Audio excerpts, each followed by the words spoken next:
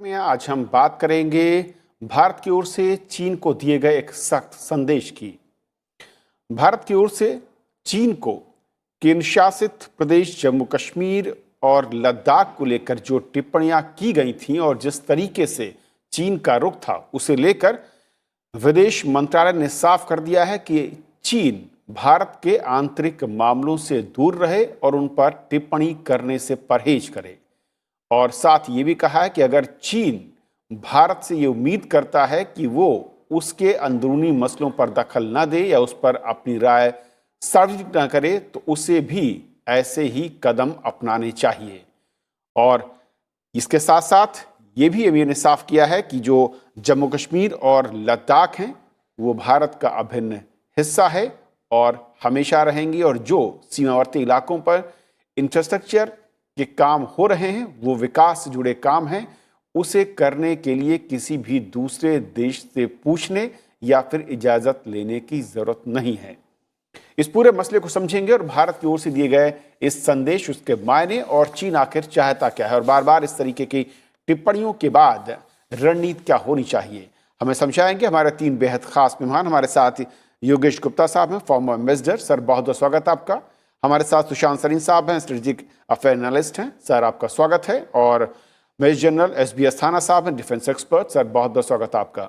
शुरुआत में योगेश सर आपसे करना चाहूँगा, चीन जिस तरीके से लद्दाख सीमा पर जो कुछ हो रहा है पिछले कुछ महीनों में, और उसके बाद जो उसके बयान हैं या फिर जिस तरीके से वो दखल देने की कोशिश करता है, उसके मद्देनज़र भारत की ओर से ये जो जवाब दिया गया, इसे आप कैसे देखते हैं, और क्या बेहतर रास्ता यही है चीन को समझाने का? देखिए, मैं इससे बहुत संतुष्ट हूँ और बहुत खुश हूँ, क्योंकि पहले जो नैरेटिव था तो थोड़ा सा कुछ ऐसा लगता था कि जैसे कुछ चाइना के पक्ष में थोड़ा सा हो गया है। वो इसलिए कि चाइना के जो स्पोक्समैन वगैरह है वो बार बार अपनी बात को दोहरा रहे थे, और हमारी तरफ से जो है, जो हमारे स्पोक्समैन वगैरह है, तो थोड़ा सा जो है कम इस विषय पर उन्होंने अपना बयान दिया। लेकिन ये जो बयान आया है, इससे बहुत मदद मिलेगी, क्योंकि जो चीन की नीति है वो बेसिकली दो तरफा है कि भाई एक तो जो है वो जो इंटरनेशनल नैरेटिव है, जो कि एक लार्जर ग्लोबल कम्युनिटी के तरफ एम्ड है, उसमें ये दिखाने के लिए कि भाई ये हमारा जो भारत के साथ जो भी ये डिस्प्यूट है, ये हम आपस में सुलझा लेंगे और किसी और को इसमें दखल देने की जरूरत नहीं, कि भाई ये हमारा आपसी मसला है। जैसे अमेरिकन राष्ट्रपति ने एक बार इस तरह की बात कही थी, तो उसको वार्ड ऑफ करना चाहता है, और दूसरा दुनिया की तरफ का जो कंसर्न इस इशू पर डायरेक्ट हो रहा था, उसको थोड़ा वो कम करना चाहता है। और हमारे साथ बायलेटरली जो है वो इस तरह का नैरेटिव चीन बनाना चाहता है कि जैसे उसकी सिचुएशन थोड़ा सुपीरियर हो या एडवांटेजियस हो, कि भाई ये हिस्सा जो है, जो आप कह रहे हैं, जो आपने रीऑर्गेनाइज किया है, ये तो हमारा है, ये आप कैसा कर सकते हैं, और जो आप इंफ्रास्ट्रक्चर कर रहे हैं ये भी गलत है, क्योंकि ये डिस्प्यूटेड हिस्सा है। ये दोनों बातें गलत है। हिस्टोरिकली अगर आप देखें तो चाइना का इन्फ्लुएंस जो है वो हमारे लद्दाख क्षेत्र में कभी भी कुनलुन माउंटेन्स के बियॉन्ड 1912 से पहले कभी नहीं किया। और इस तरह की जो ये बातें कर रहा है कि ये जो कुनलुन माउंटेन्स के वेस्ट में जो हिस्से हैं, उनके ऊपर जो अपनी ओनरशिप एस्टैब्लिश कर रहा है, ये बिल्कुल गलत है। ना इसका कोई हिस्टोरिकल बेसिस है, ना इसका कोई ज्योग्राफिकल बेसिस है, ना ये सेटल्ड पॉपुलेशन के बेसिस पर ये जस्टिफाइड है। और जहां तक इंफ्रास्ट्रक्चर की बात है, तो चीन ने तो अपनी तरफ का इंफ्रास्ट्रक्चर बहुत पहले काफी सुधार लिया था। हम तो बहुत देर से कर रहे हैं, और उनकी तरफ का इंफ्रास्ट्रक्चर तो हमारे से बहुत आगे है। और पिछले जब वो डोकलाम में स्टैंड ऑफ हुआ था, उसके बाद से 13 जगह पर जो है वो चीन ने अपने जो है एयरपोर्ट, एयर स्ट्रिप्स और हेलीपोर्ट्स और ये एयर डिफेंस पोजीशंस बनाई है। और अब तो वो रेल लाने की बात कर रहा है तिब्बत तक। तो उसका कोई हक नहीं बनता कि वो हमारे ऊपर कोई एतराज करे। और हमारा तो बहुत लिमिटेड वहां पे काम हो रहा है। एक तो रोड हमने बनाए हैं, कुछ हमने टनल्स वगैरह करी है, कुछ हम रोड्स को इम्प्रूव कर रहे हैं। लेकिन अगर आप चाइना के कंपैरिजन में देखें तो हमारा तो इंफ्रास्ट्रक्चर कुछ भी नहीं है वहां पर, मतलब बहुत कुछ अभी करने की जरूरत है। तो ओके। इसलिए चीन खास करना जो है इसमें कोई लॉजिक या कोई इसका बेसिस नहीं है। सुशांत सर, चाहे अरुणाचल का मसला रहा हो या फिर हाल में लद्दाख को लेकर चीन का रुख और उसके बयान रहे हों, ये जो बयान या प्रतिक्रिया है चीन की ओर से, इसके पीछे की वजह क्या है? क्या कुछ एक्सपर्ट ये कहते हैं कि जिस तरीके से भारत ने सीमावर्ती इलाके में इंफ्रास्ट्रक्चर, रोड डेवलपमेंट या फिर टनल्स जिस तरीके से डेवलप की हैं, उसके चलते चीन को थोड़ी सी आपत्ति है और उसको लगता है कि जो उसका एक तरफा यहाँ पर एडवांटेज था वो कहीं अब बराबरी पर डाउन होने की तरफ हो सकता है, इसलिए इस तरह के तीखे तेवर दिख रहे हैं? देखिए, मेरे ख्याल बातें तो बहुत, अटकलें तो बहुत लगी हैं कि चीन की मंशा क्या है। कुछ लोग मानते हैं कि आर्टिकल 370 को जो हमने खत्म किया, उसके ये उसका रिएक्शन है चीन की तरफ से। कुछ इंफ्रास्ट्रक्चर की बात करते हैं। कुछ लोग ये मानते हैं कि चीन जो अपना वर्चस्व बनाने की कोशिश कर रहा है दुनिया भर में, ये उसी का एक पार्ट है। कुछ मानते हैं कि उनकी आंतरिक जो प्रॉब्लम्स हैं उससे उभरने के लिए वो ये इस तरीके के विवादों में पड़ रहे हैं। अब उसकी एक्चुअल मंशा क्या है, ये तो मानना मुश्किल है, लेकिन मेरे ख्याल उससे हमारे को कोई सरोकार भी नहीं होना चाहिए। हमारा जो ज्यादा इंपॉर्टेंट चीज है कि चीन अगर अपनी धौंस जमाता है हमारे ऊपर, तो फिर उसकी हमारी क्या प्रतिक्रिया होनी चाहिए। अभी एम्बेसडर साहब ने जो बात की, कुछ हद तक तो मैं सहमत हूं, लेकिन उसमें मेरे ख्याल हमने एक स्ट्रैटेजिक मिस्टेक की है कई दशकों से। जब चीन अपना इंफ्रास्ट्रक्चर बना रहा था, यहां पर उसके बारे में बात हो रही थी, एक तो हमारी एक बड़ी अजीब सी डिफेंस की नीति थी कि भाई अगर हमारे यहां पर इंफ्रास्ट्रक्चर नहीं होगा तो चीन तो हमारे एरिया में घुस ही नहीं पाएगा। तो एक ये भी हमारी यहां पर एक फिलॉसफी होती थी। उसके बाद जब वो उन्होंने बनाना शुरू कर दिया अपना इंफ्रास्ट्रक्चर, हमने तो कभी प्रोटेस्ट नहीं किया। अगर एक लिहाज से, और मैं एक मिनट के लिए एक डेविल्स एडवोकेट बन रहा हूं, हमने तो क्योंकि ऑब्जेक्ट नहीं किया, तो हमने तो एक लिहाज से मान लिया था कि जो चीन जिस हिस्से के ऊपर काबिज है, खास तौर पर अक्साई चेन और इस तरीके के एरियाज में, ठीक है, वो अब जो कर रहे हैं वो कर रहे हैं, उसमें हम क्या उस पर आपत्ति करें। लेकिन जैसे ही हमने करना शुरू किया तो चीन ने आपत्ति जाहिर कर दी, क्योंकि उन्होंने अपना क्लेम तो नहीं छोड़ा था, हमने भी नहीं छोड़ा था, लेकिन फिर हमको आपत्ति करनी चाहिए थी। जैसे कि हमने जब यहां पर चाइना पाकिस्तान इकोनॉमिक कॉरिडोर बना और चीन ने वहां पर इंफ्रास्ट्रक्चर डेवलप करना शुरू किया, तो 2013 और खास तौर पर 2014 से सरकार ने बड़ी तीव्र तरीके से उसका विरोध किया है, उस पर अपनी आपत्ति जताई है, अपनी पोजीशन को क्लियर किया है। ये हमने पहले नहीं किया। अब हम इंफ्रास्ट्रक्चर बना रहे हैं और मेरा मानना यह है कि जो विदेश मंत्रालय ने अभी पोजीशन ली है कि हमें बना रहे हैं और चीन का कोई अधिकार नहीं है हमारे को ये नसीहत देने की, बिल्कुल सही कदम उठाया है। अभी हाल ही में जब हमारे जो अलाइड देश हैं या जिनके साथ हमारी अलायंस की तरफ हम लोग बढ़ रहे हैं या एक कोऑर्डिनेशन की तरफ बढ़ रहे हैं, उन्होंने जब हांगकांग को लेकर के एक प्रस्ताव पारित करने की कोशिश की या वो लेकर के आए, तो हमने अपना किनारा काट लिया उससे। क्यों किया भाई हमने?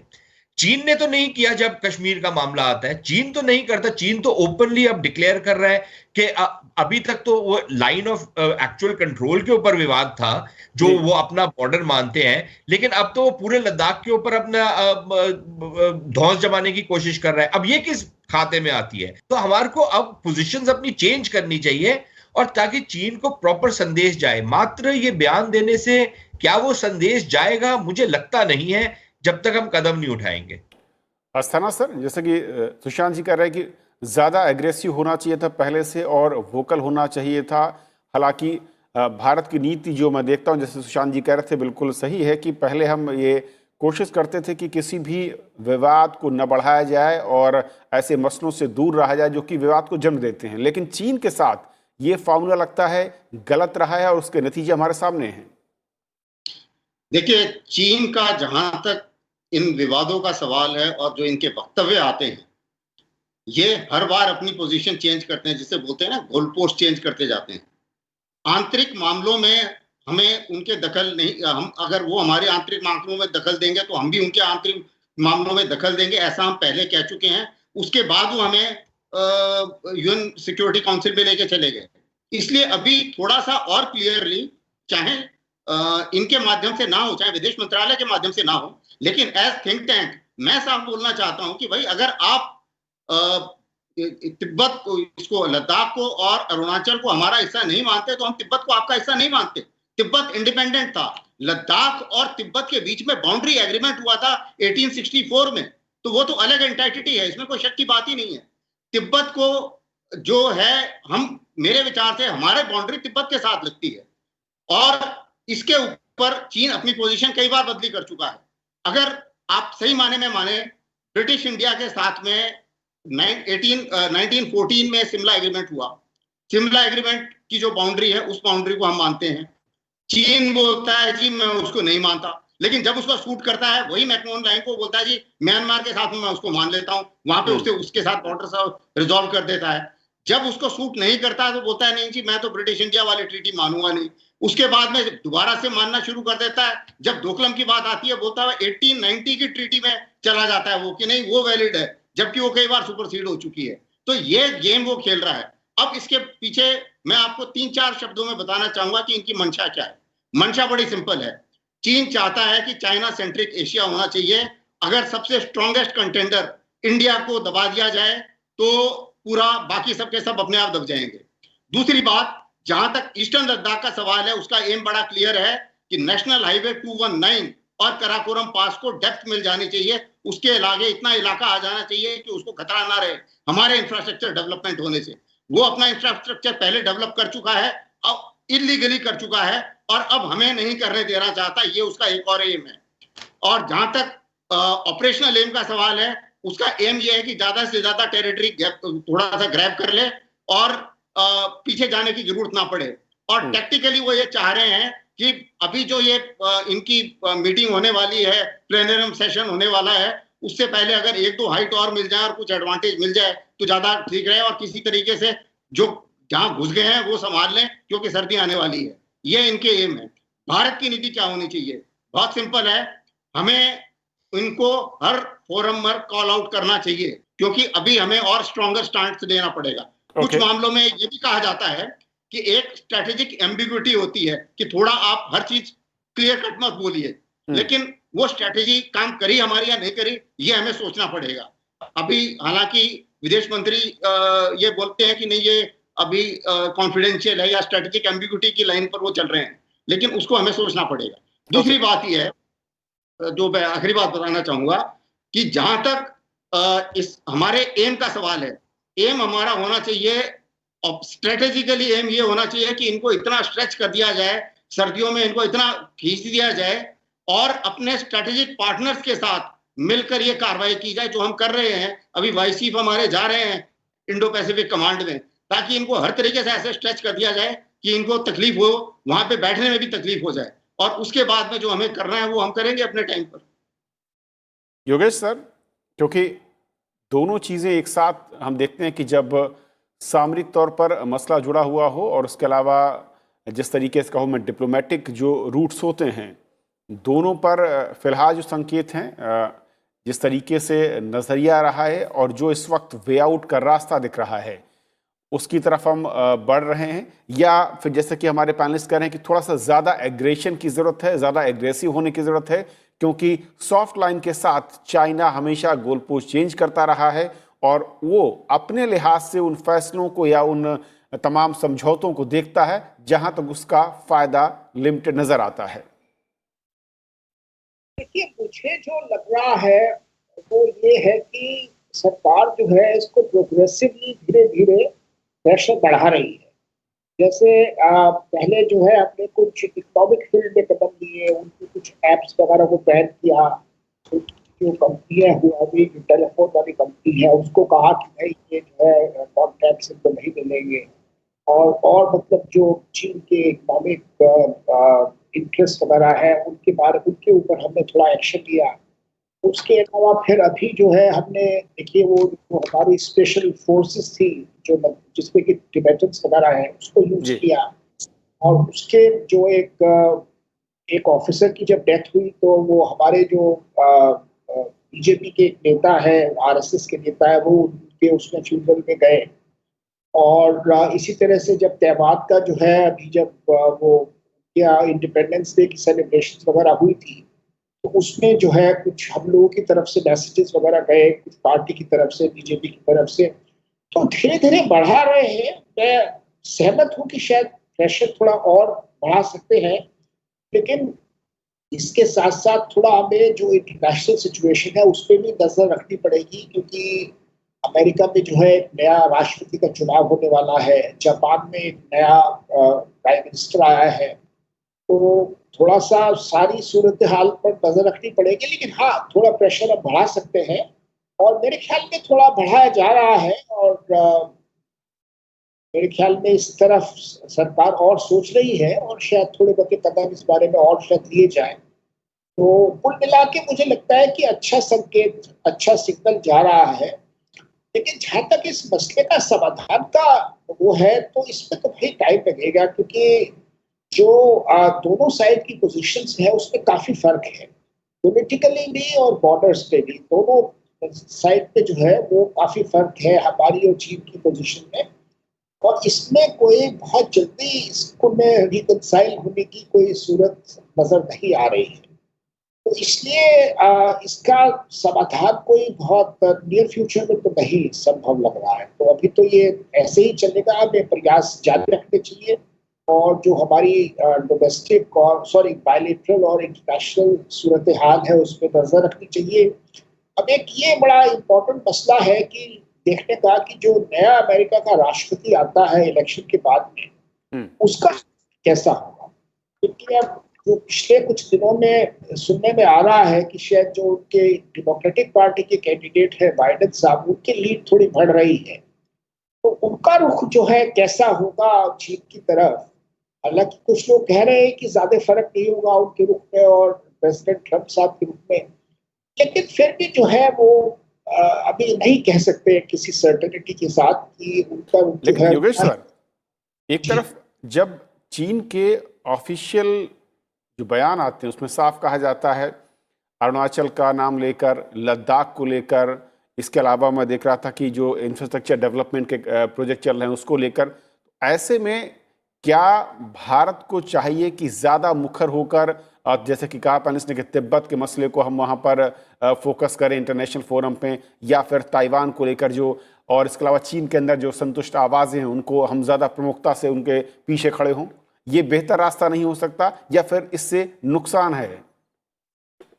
देखिए, इसमें दो तीन बातें हैं कि एक तो खाली अगर इंडिया आज अपना स्टैंड के ऊपर बदलता है तो वो सिचुएशन एक थोड़ा मेरे हिसाब से कमजोर है। लेकिन अगर हमें लगता है कि कल को अमेरिका भी या और मुल्क भी जो है थोड़ा और टफ स्टैंड चीन की तरफ ले रहे हैं, और वो भी इस तरह में, जैसे डेमोक्रेटिक पार्टी है, डेमोक्रेटिक पार्टी ट्रेडिशनली जो है वो टिबेटन्स के ज्यादा सिंपैथेटिक रही है। तो इलेक्शन के बाद अगर हमें लगता है कि भाई डेमोक्रेटिक पार्टी, उनका जो राष्ट्रपति है वो अगर टिबेटन्स की तरफ उनका रुख थोड़ा ज्यादा सपोर्टिव है, तो शायद हम भी उस बारे में और थोड़ा आगे बढ़ेंगे। क्योंकि देखिए, आप तिब्बत के बारे में जो है हिस्टोरिकली चीन और इंडिया के बीच में बड़ा जबरदस्त मतभेद रहा है। तो इस बारे में अगर हम बिल्कुल ही एक अबाउट टर्न करते हैं इस अपनी पॉलिसी के ऊपर जी, तो वो शायद थोड़ा ज्यादा हो जाएगा, और उसका फिर जो है I think that might provoke China into taking some more actions. Okay. China जो है वो कहेगा कि आप हमारी जो यूनिटी है उसको वो चैलेंज कर रहे हैं। तो थोड़ा सा मेरे ख्याल में इसमें धीरे जाने की जरूरत है और थोड़ा सा इंटरनेशनल सिचुएशन को के ऊपर ध्यान रखते हुए जाने की। Okay, Asthana sir? मेरे हिसाब से जो ये बात तो सही है कि जब भी आप एस्केलेशन लेडर में, चाहे वो डिप्लोमेटिक लेडर हो या वो मिलिट्री लेडर हो, जब भी आप एस्केलेशन लेडर में पांव आगे बढ़ाते हैं तो उसके एस्केलेशन डायनेमिक्स के अपनी डायनेमिक्स बनती है और उसके मुताबिक उसी के अपने एक्शंस भी होंगे, इसमें कोई शक की बात नहीं है। लेकिन सवाल यह है कि अभी हमें कुछ चीजें जिस हिसाब से चल रही हैं, अभी 27-28 अक्टूबर को प्लेनम सेशन होना है। शी जिनपिंग के लिए अभी की जो हालात हैं उसमें जैसे भारत ने डटकर मुकाबला किया और कुछ इंपॉर्टेंट हाइट्स गेन कर ली, और कुछ इंपॉर्टेंट हाइट्स गेन करने के बाद में अभी उनको थोड़ी सी शर्मिंदगी उठानी पड़ रही है। उनके आदमी भी मर गए, वो डिक्लेयर भी नहीं कर पाए कितने आदमी मरे हैं। तो थोड़ा सा ये जो पीरियड है अगले 3-4 हफ्ते का, ये मैं थोड़ा सा सेंसिटिव मानता हूं, क्योंकि शायद ये कुछ प्रोबिंग एक्शन इस किस्म से करें कि एक आध और पहाड़ी लेने की कोशिश करें। इससे ज्यादा कोई कुछ नहीं कर पाएगा, ना हम कुछ कर पाएंगे, क्योंकि सर्दियों का मौसम है। इसमें कोई बहुत लंबी चौड़ी लड़ाई या बहुत लंबी चौड़ी गेम्स दोनों साइड नहीं कर सकती। ये तो प्रैक्टिकल हालत है। जहां तक ओवरऑल सिचुएशन का सवाल है, एम्बेसडर साहब सही बता रहे हैं कि मेन चीज तो साफ ही तभी पता चलेगी कि जब नई गवर्नमेंट उभर के सामने आएगी अमेरिका की, कि अब अगर हम आगे किस हालत से जा रहे हैं। क्योंकि क्वाड में भी आपने देखा होगा, पोम्पियो ने सबसे ज्यादा बात करी चीन के खिलाफ, बाकी सबने चीन का नाम ही नहीं लिया। लेकिन पोम्पियो रहेंगे कुर्सी पर या नहीं रहेंगे, इसमें भी अभी एक क्वेश्चन मार्क है। तो अब सवाल इस चीज का होता है कि अब हमें ये लेकिन उसमें एक चीज और भी मानी जा रही है कि हालांकि बात नहीं की गई, लेकिन उसके साथ स्पीड से बाकी के एक्शन और तेज हो रहे हैं। तो चीन ये भी देख रहा है, ग्लोबल टाइम्स ये भी हमेशा बता रहा है कि नहीं नहीं, ये तो बातचीत तो एक फसाड है, लेकिन मेरे विचार से ये लोग अभी लगे हुए हैं, ये फिर से हमारे लिए नाटो क्रिएट करने वाले हैं, इंडो पैसिफिक का नाटो क्रिएट करने वाले हैं। तो स्ट्रेटेजिक मैसेजिंग जा रही है। अभी 2+2 डायलॉग हो रहा है। उसके बाद में जैसे मैंने बताया थोड़े और एंगेजमेंट भी हो रहे हैं। ताइवान एक बहुत इंपॉर्टेंट मुद्दा बनने वाला है, क्योंकि ताइवान जो है रेड लाइन है यूनाइटेड स्टेट्स के लिए, और उसकी साख के लिए भी एक रेड लाइन है। तो ये सब चीजों को मद्देनजर रखते हुए पूरे मेरे विचार से समीकरण को एक साथ लेकर हमें आगे बढ़ना पड़ेगा, और हर एक एक्शन जो है वो ओवरऑल स्ट्रेटेजिक सिचुएशन के साथ आगे बढ़े, तभी मेरे विचार से ज्यादा तर्कसंगत होगा। क्योंकि भारत इन आइसोलेशन नहीं कर सकता। हमें समुद्री जो हम कितना ब्लॉकेट कर सकते हैं, कितना उनका ट्रैफिक रोक सकते हैं, वो भी हमें देखना पड़ेगा। तो ये सारी चीजें पूरी कैलकुलेशन एक साथ लगाई जाए, उससे मेरे विचार से ज्यादा बेटर रहेगा। सुशांत सर, 2-3 चीजें। एक तो ये कि जब 12 अक्टूबर को जो बातचीत हुई द्विपक्षीय सैन्य वार्ता भारत और चीन के बीच पूर्वी लद्दाख सीमा में गतिरोध को लेकर, उसके बाद जो एक बयान जारी उसमें कहा गया कि पॉजिटिव और रिजल्ट के करीब या फिर हम उसकी तरफ आगे बढ़ रहे हैं। वहीं दूसरी तरफ उसी दिन के 24 घंटे नहीं गुजरते और चीन की ओर से अरुणाचल को लेकर, लद्दाख को लेकर, इंफ्रास्ट्रक्चर प्रोजेक्ट्स को लेकर बयान आते हैं। तो सवाल ये है कि एक तरफ बातचीत सकारात्मक अगर दिशा में बढ़ रही है, तो दूसरी तरफ इस तरीके से बयान को फिर कैसे देखा जाए, और इन दोनों सिनेरियो में फिर बेस्ट वे है क्या चीन के साथ डील करने का? देखिए, 3-4 चीजें हैं। एक तो मैं मानता हूं कि चीन हमारे साथ मतलब कि उस टाइप का गेम खेलता है कि हमारे को अनसेटल करके रखता है, कि एक तरफ एक टाइप का बयान, दूसरी तरफ दूसरी टाइप का, और हम लोग बीच में यही सोचते रहते हैं कि चीन की मंशा क्या है। और मैं नहीं मानता कि हमारे को ये जो एक विरोधाभास है उनके बयानों में, उसको कोई बहुत ज्यादा तवज्जो देनी चाहिए। मात्र इसलिए उसके 2 कारण है। एक कि जब तक जमीनी हकीकत नहीं बदलती, किसी भी बयान का कोई मतलब नहीं है मेरी नजर में। और दूसरी चीज ये है कि मैं नहीं मानता कि फौज के लेवल पर जो भी बातचीत हो रही है, वो जो यथास्थिति बॉर्डर पे बनी हुई है या लाइन ऑफ एक्चुअल कंट्रोल पे बनी हुई है, उससे कोई फर्क पड़ेगा। अल्टीमेटली ये फर्क पड़ेगा कि जब ऊपर से उनके यहाँ पर डंडा आएगा, या भारत के टॉप मोस्ट लेवल पर और चीन के टॉप मोस्ट लेवल पर कोई बातचीत होगी, उससे ये बात आगे बढ़ेगी। उससे पहले ये नहीं होगा। 2-3 चीजें और मैं जल्दी बात करता हूं। एम्बेसडर साहब की बात बिल्कुल ठीक है। तिब्बत और ताइवान का अगर इशू आप अभी रेस करें, प्रोवोकेटिव होगा, लेकिन प्रोवोकेशन दोनों तरफ से होती है। क्या जब कश्मीर का मुद्दा चीन रेस करता है, हमारे लिए प्रोवोकेशन नहीं है? लेकिन चलिए, आप उस लेवल की प्रोवोकेशन नहीं करना चाहते, ह्यूमन राइट्स की बात अगर चीन कर सकते हैं तो हम भी कर सकते हैं, जिंगजियांग में या चीन के अंदर। दूसरी चीज ये कि ये जो हमने क्वाड अगर बन जाता है या एक नेटो ऑफ द ईस्ट बन जाता है, उसके क्या असरात होंगे या उसमें क्या क्या पेचीदगियां आएंगी, वो एक अलग बहस है। लेकिन हम डिपेंड नहीं कर सकते उसके ऊपर।